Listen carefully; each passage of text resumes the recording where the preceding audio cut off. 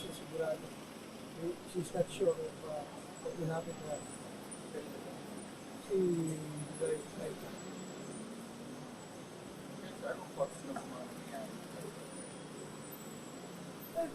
Para sa akin, it's very very unfortunate. And yung tao na hindi pa man lang nagiging accused, no? Hindi pa napailan ng kaso. Yung i-treat mo parang convictado na dadalhin mo sa Women's Correctional. Women's Correctional facilities a place for convicted criminals.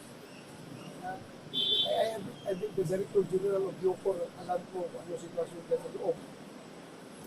Yan ay kulungan niya ng mga serving sentence, convicted felons serving sentence. Bakit mo ikulong doon yung isang babae, isang abogado na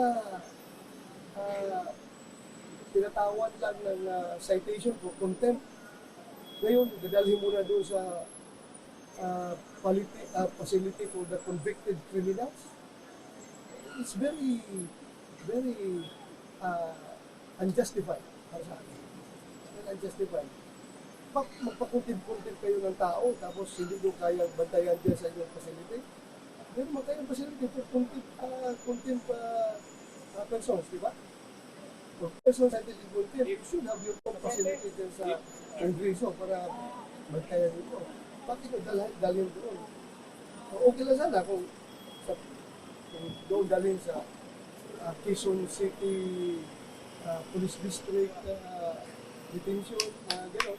Pero yung detention cell ng mga criminal, ng mga convicted criminal, that's the most for me na ikulong mo isang taong cited in contempt lang.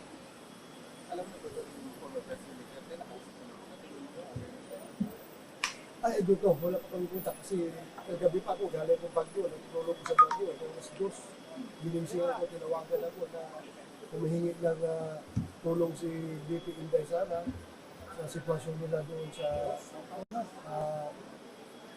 sa house. Kaya bumaba agad ako, biyahe agad ako dito from Bagyo. Pero matingnan kung anong sitwasyon nila.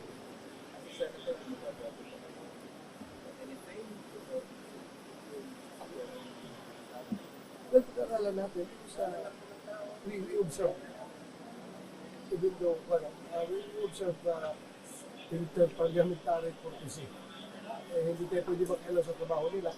Sila rin, hindi pwede mag-elo sa trabaho namin. So, yan ang dabatay natin. Wala, nagkakomento lang ako na hindi po maganda talaga. Bakit ang isang person na cited in contempt lang sa isang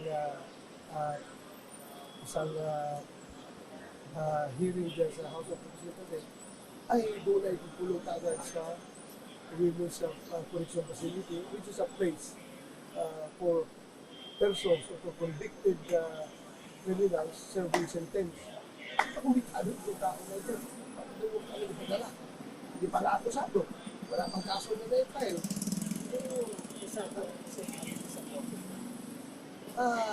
Say, ang lawful na pag-aralan ko pa. I'm not so sure. Pero unreasonable.